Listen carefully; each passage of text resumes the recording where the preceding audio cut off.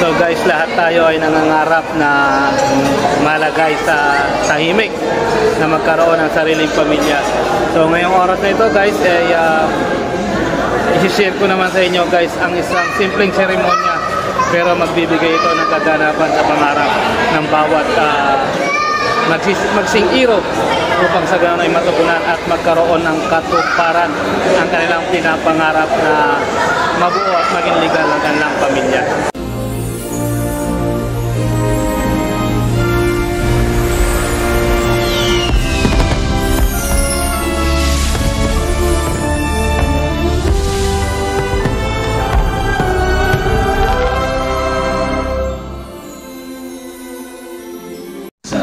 Pag-iisang dibdib at pagsasama ng tapat at taus-puso sa habang buhay. Okay?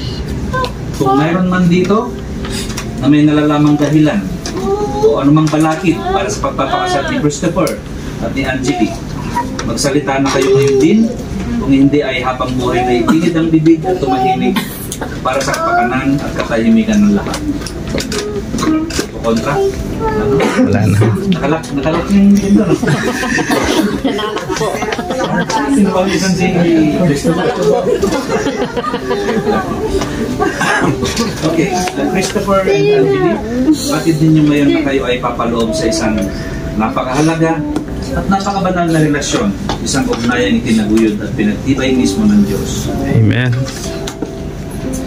Napakahalaga ng pag-iisang dibdib na ito dahil ito ang magtatali sa inyong habang buhay sa isang relasyong malalim at magiging impluwensya sa inyong kinabukasan. Ang hinaharap, kasama na ang pag-asa at pinanakit. Ang mga tagumpay at kabiguan, ang kaligayahan at tigrati, at ang mga tuwa at pasakit na nakatago sa mga mata ng tao. Alam ninyo na ang mga ito ay bahagi ng pang-araw-araw na buhay mag-asawa at dapat ninyong asahan na mararanasan din ninyo ang mga ito. Kaya kahit hindi niyo batid kung ano ang naghihintay sa inyo, Christopher and Angeli, tinanggap ninyo ang bawat isa upang magkasama sa hirap at ginhawa, sa kalusugan at sa karamdaman hanggang kamatayan. Nawa ang inyong pag-iibigan ay hindi magmaliw, ha? Bagkos ay lalong lumalim at tumibay pa ito sa pagdaan ng panahon. Bye-bye. Hawakan mo yung kamay ni Angeli. Christopher. Okay, Christopher and Angeli, kayo ba ay naparito upang pagtibayin ng inyong pag-ibigan sa isang panghabang buhay na bigkis sa harap ko, isang hukom na binigyan kapangyarihang magkasal sa ilalim ng batas ng Pilipinas? Hukom muna kayong dalawa. Pwede pong ito. Kaya ko nagsabi ko kanina, kayo ang saksi kasal ni Christopher and Angeli. At hinihingi ko na gabayan ninyo ang dalawang ito sa pamamagitan ng inyong mga panalangin at tanggapin ninyo sila bilang bagong mag-asawa sa inyong komunidad. Nandito ba kayo para tulungan si Christopher and Angeli na magpakasal at matanggap sila bilang bagong mag-asawa sa ating lipunan? Salamat po. Pwede tayo na.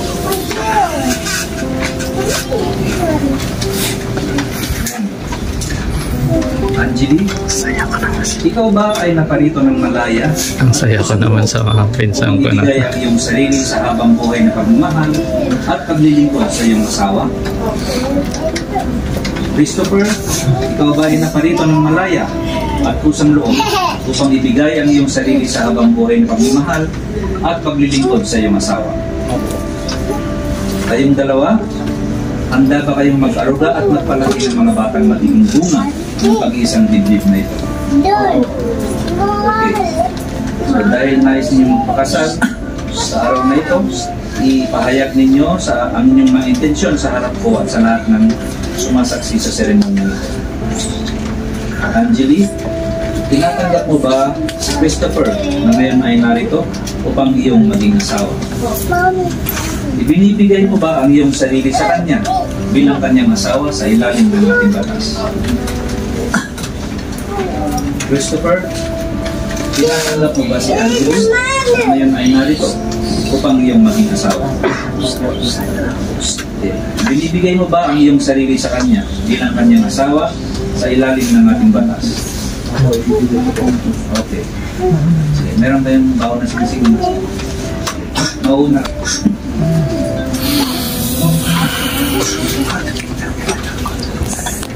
So guys, nasasaksihan ninyo ngayon guys yung pag-iisang dibdib ng aking pinsan. So sa Excellencio Mayor ang tinatawag dito sa loob ng court. So civil wedding ito guys.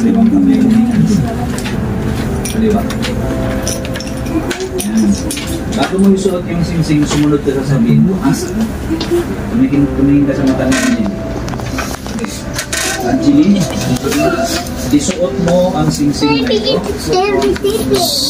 bilang tanda ng aking pagmamahal at katapatan. Angeline, sagutin mo si Christopher, tinatanggap ko ng buong pagmamahal. Okay. So, hawakan mo yung kaliwang kamay. Christopher. Christopher, isuot mo ang singsing na ito bilang tanda ng aking pagmamahal at katapatan.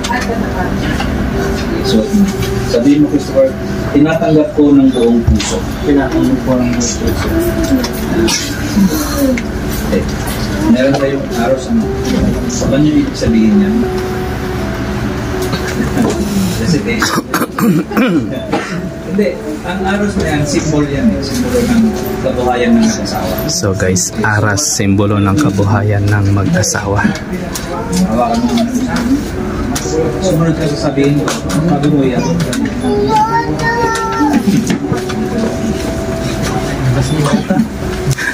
Angeline, ibinibigay ko ang aros na ito at nangako akong magsisikap at magtatrabaho para sa iyo at sa ating magiging pamilya. Iabot mo. Bandaban mo na. Sabihin mo, tinatanggap ko ito ng buong. Okay. Ako muna ba yung dalawa?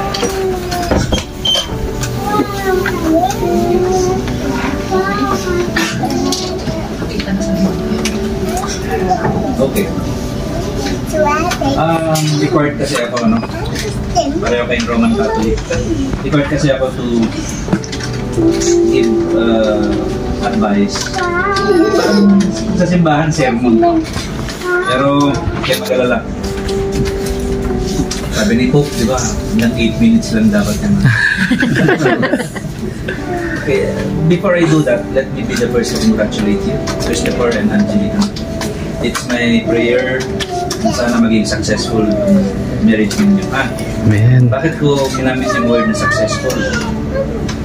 It is just an acknowledgement na, of course, sa age ninyo, marami na kayong kakilala na friends, relatives, acquaintances na hindi naging successful yung mga marriages. Ito yung mga marriages na umantong sa hiwalayan. Ayoko muna sa inyo. Okay. Ang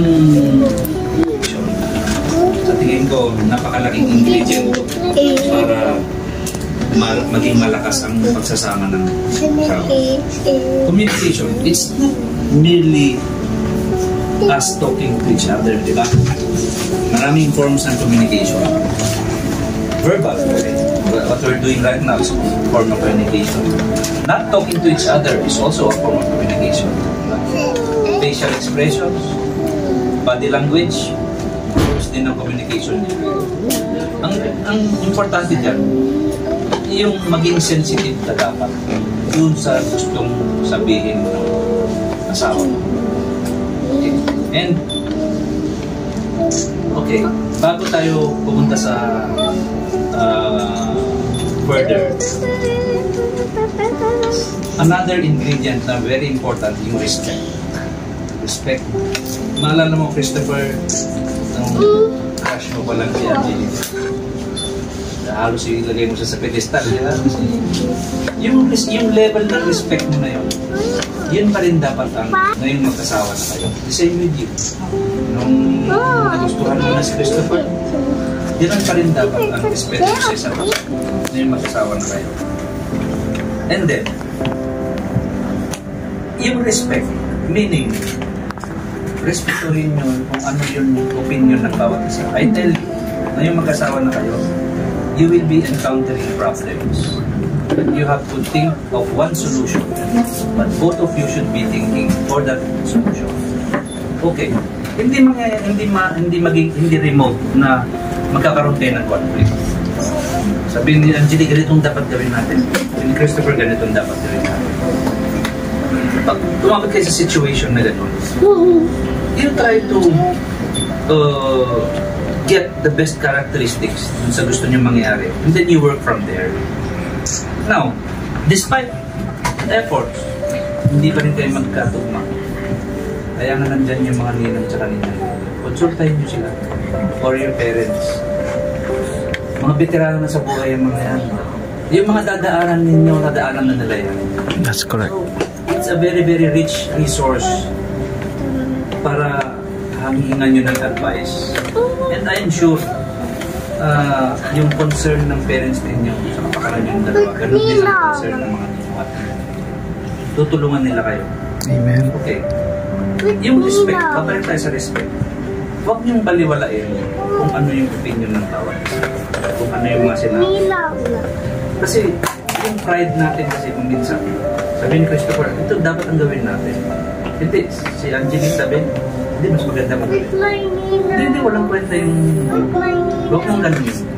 Kasi ako, naniniwala kasi ako na once na may nasambit yung isang tao na salita, Hindi na mababawi. hindi lang galing sa utak yan. Galing din sa puso yan. So, pag binaliwala mo yun, hindi mo lang binaliwala kung ano yung sinabi. Binaliwala mo pati yung dignidad ng nagsabi. So, respect. Babalik tayo sa respect. Okay. Siguro para mas maintindihan nyo, Christopher and Angelique. Again, sasabihin ko sa inyo, normal sa mag-asawa ang nag-argue. Perhaps it's not an everyday thing, but it's a sure thing. Okay. Para siguro mas maintindihan nyo, bakit nagkakaroon ng magkaibang pananaw yung mag-asawa. Okay, Christopher, ikaw pinalaki ang magulang mo from your early age hanggang lumaki ka. Same with you, Angelique, di ba? Dito sa lipunan natin, walang dalawang pamilya na parehong-pareho mag-isip. Ang bawat pamilya sa lipunan natin may kanya-kanyang kultura yan. May kanya-kanyang kultura kung paano magdisiplina ng anak, kung paano magpalaki ng anak, kung paano mag-isip ng solusyon sa mga problema, values, magkakaiba yan, magkakaiba tayo. And kayong dalawa, unconsciously, hindi nyo kasalanan, dala-dala nyo ang kultura ng pamilya na nagpalaki sa inyo. And here you are right now.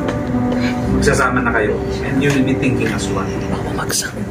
So, the first instinct, pag may naka-encounter kayo ng problem sa relationship ninyo, sa future ninyong mag-asawa, sa future ng mga anak ninyo, upbringing ng mga anak ninyo, dapat kayong dalawa ang nag-design. Okay? And, kung meron kayong mga issues na na-encounter, i-resolve nyo yan. Huwag nyo sinasantabi. Kasi, mga unresolved issues, dapat, hindi lahat, ba sabi ko kanina, hindi lahat na sinasabi, yun na yung ibig sabihin na agad. Example, Christopher. Minum to ba? Minum ba? Oh, medyo. Oh. Parang hindi naniniwala rin. Okay, example lang ito. Ano ba, Sabado? Niyaya ng tropa ni si Christopher. Christopher, nung tayo. Siyempre, nagpaalam si Christopher kay Angelique. Siyempre, si Angelique, mas gusto niya na masabahin si Christopher kasi Sabado. Pero, wala din siyang makitang reason ba't hindi niya papayagan. Pero ang sagot na Angelique sa kanya, nung nagpaalam ka, sagot sa'yo, bahala ka, gawin mo ang gusto mo. Okay. Diba?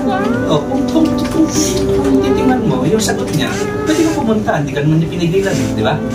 Pero if you see the deeper, yung subsurface na meaning, mas preferred niya na Mag-stay. diba? Yung ganun, sabay kayong galit na galit. Kailangan, si Christopher galit na galit, si Angeli medyo galit lang. Kasi kung galit na galit kayo pareho, sabong yan, wala kayong mareresolve yan. Kailangan medyo magdidistansya. For her or for him to figure out, bakit ba galit na galit ito? Anong problema? Kasi kung pareho kayong galit na galit, hindi kayo nagiging objective. Kasi asawa mo eh. Huwag mong tapakan yung dignidad niya para lang to drive home the point na gusto mo siyang baguhin sa aspeto na to. You can do it in a loving way. Nandun pa rin yung respeto. Ha? Ito yung sinasabi ko kanina. Never go to sleep with an argument unsettled. Yun sinasabi ko na huwag niyong hayaan na magkaroon ng issue na hindi niyo nire-resolve. May kinatabi niyo lang. Pero huwag niyong iliteral din ito. Kasi kung 4 na araw niyo nang pinag-uusapan yung problema, ibig sabihin 4 na araw niyo wala kang tulog. Ano lang, huwag niyong payagan na maipon yung mga issues na hindi niyo nire-resolve. Okay. Ito, last 2 pointers. Ito, kayang-kaya ni Christopher ito, saka ni Angeli. At least once a day, say a compliment or I love you to your spouse. Mahirap pang gawin yun, Christopher? Mahirap pang gawin yun, Angeli? Dahil ang requirement, once a day nga lang yung requirement dito. Gusto mong minuminuto, okay lang. O ito, pinakagusto niya ni Christopher, kiss every day. Mahirap bang gawin yun? Oh, mahirap bang gawin yun? Mag-uumpisa ka mamaya pagkatapos ka ng kasama. Okay, sige. Again, congratulations. Sana makatulong yung sinabi ko. Again, it's my prayer. Maging successful lang. Magsasama niyo. Tayo ba yung dalawa? May sinama na... Nag-exit ba ako ng 8 minutes? Hindi naman po. May 15 minutes po. Ay, may... Si Pope. May sinali na panalangin kasi ang Supreme Court. So, sumunod kayo sa sasabihin ko. Okay. Ipagkaloob mo po, Panginoon, na kami ay maging isang puso at isang kaluluwa mula sa araw na ito, sa hirap at ginhawa, sa karamdaman at kalusugan, hanggang kami ay paghiwalayin ng kamatayan. Amen.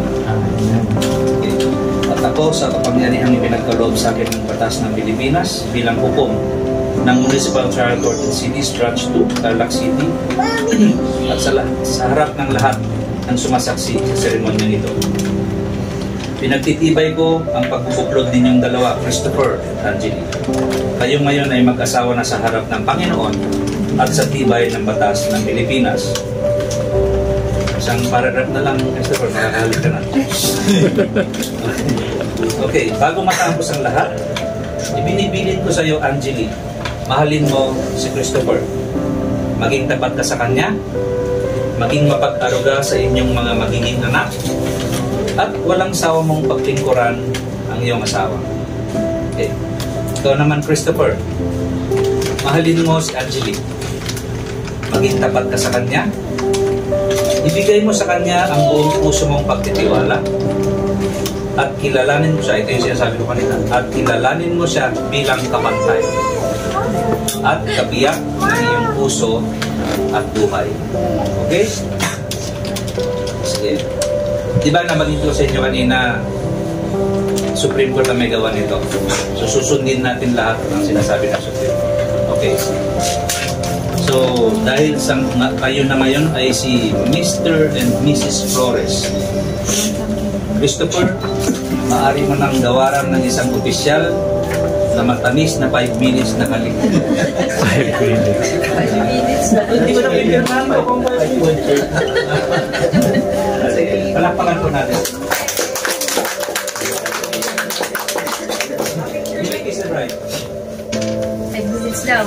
1 minute. Wala pa. Yay!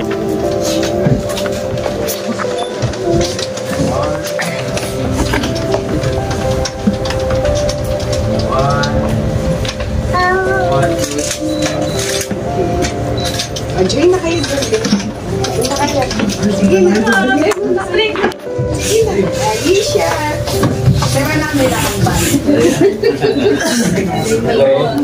1, 2, 3. Parents po. Yes! Mag-abogado to. Pumipiyar na sa judge. Saba po. 1, 2, 3. 1, 2, 3.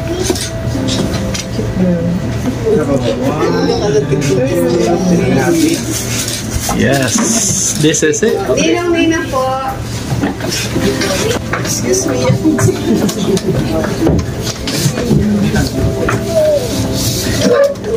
One, two, three, smile.